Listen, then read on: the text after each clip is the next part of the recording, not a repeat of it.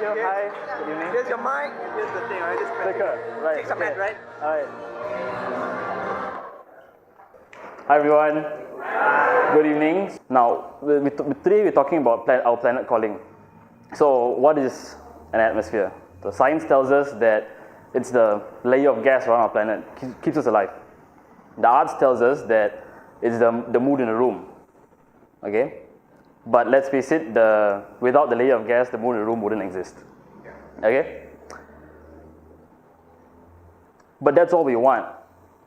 To enjoy feeling connected with people, to enjoy the moment, enjoy the mood. But you know who else would want something like that? Specifically people who are too busy trying to figure out how to find their next meal. Not being able to enjoy the joys of life that we get because they're too busy trying to figure out how to get food on the table for the next, whether it's parents or kids, that kind of thing. So think about it. In the whole world, the number of people that go hungry, poverty-related hunger, is about 795 million people. Okay, that's about 1 in 9 people. So we've got a row here in front of us. We've got 6, 9, exactly. Can you do me a favor and stand up, please? Okay, so one in 9 people are hungry. So damn hungry that they can't do anything to contribute to society, to our world, to our future. But one person might not look too much, right? No? Too small? So Cherise tells me that there's about 70 people here today. Okay? 1 in 9 would translate to about 7.5. Maybe 8. Let's go with 8, okay? Could the front row here just do me a favor? The remaining of you just stand up, except you. The 8. Yeah, come on. Please. Okay, so everyone at the back, in the whole world, every one of you behind the first row here are living life with enough money, with enough food to eat at your next meal. Every day you wake up and you do something that contributes to your life, other people's lives, society, the world. Except these people here. So what are we going to do about it?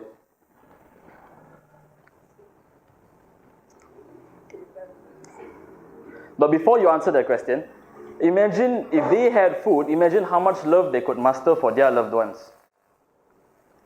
Imagine how much focus they can gain to focus on how to earn an honest living. So you don't fall into a life of crime or vices. The amount of creativity, insight, innovation that can contribute to build a better world and our future. Okay, you guys can sit. Okay, so what are you going to do about it? Now, all I hear is silence. And you know what Martin Luther King Jr. said about silence? Our lives begin to end the day we become silent about the things that matter. Now, I decided not to stay silent. So while you guys are going to think right now about what you're going to do to not be silent, I'm going to share with you with what I did, what I'm currently doing, and what I will still do to not stay silent about something like this. About 10 months ago, I came across an article during class. So I studied ACCA, super boring. Okay. So the lecturer was just droning on and on about financial reporting. And I went to Facebook, I went to this article on bigthink.com. And I saw the next $5 trillion industries. And vertical farming was one of it. So this was something new to me at that time. It's about November last year, 10 months ago. And I read about it and thought, okay, so let's learn more. So I just kept on Googling it, researching it, learning about more stuff. Okay? And I realized that, hey, look, so this is awesome thing that we have.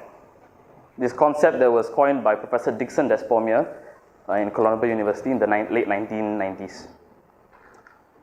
And essentially what it does is, it just takes a regular hydroponic method and make it more efficient. It's redesigning it. You end up saving more space, using less water, enough nutrients, not wasting it, no soil, and you do it indoors and upwards. There's no pests. You've got no pesticides at all. It's got healthy, fresh produce. It's a no-brainer. This is how it looks like. The vertical tower. Now this is something that was built by a US company called Bright Agrotech, and we have a similar prototype. Unfortunately, we couldn't bring it today. Damn. You guys would have loved it. Yeah, it looks really cool. Yeah. We go in for conventions and we just bring it around and we're like, whoa! Yeah. So we have this, and I thought to myself, what else could we do? We have this technology. It's a no-brainer that can do good for the environment. Okay, so it's in tandem with what the topic is today, our planet calling.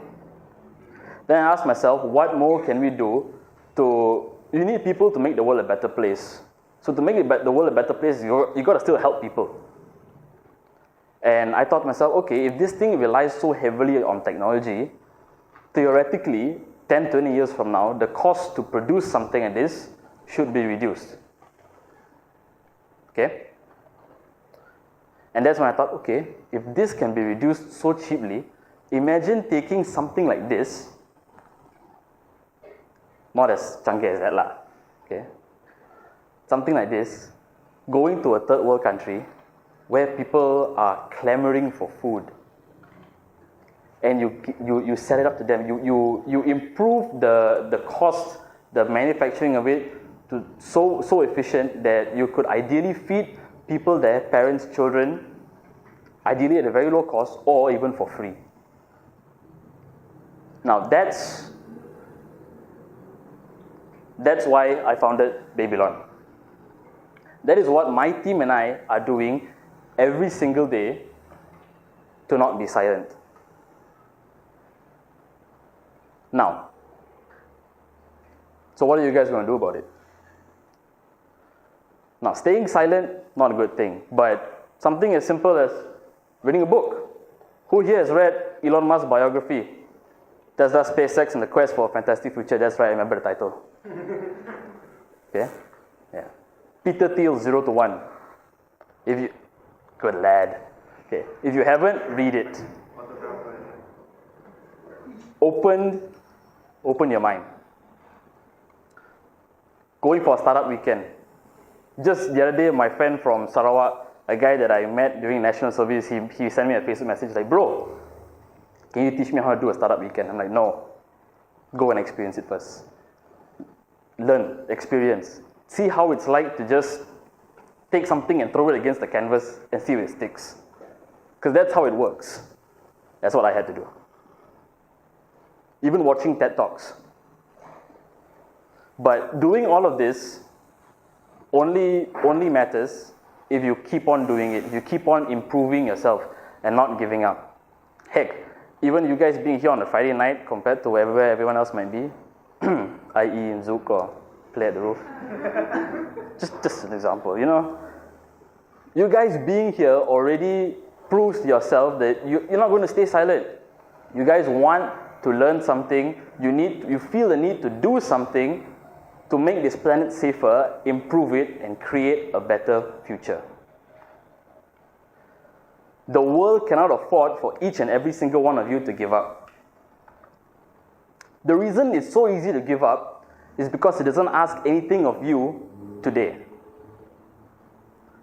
In every moment, in every choice that you make, in every second, there is always a possibility for a better future. You just need to take the courage to make it a reality. So don't give up, keep moving forward, and build the future. Because we need more people to do that. Thank you.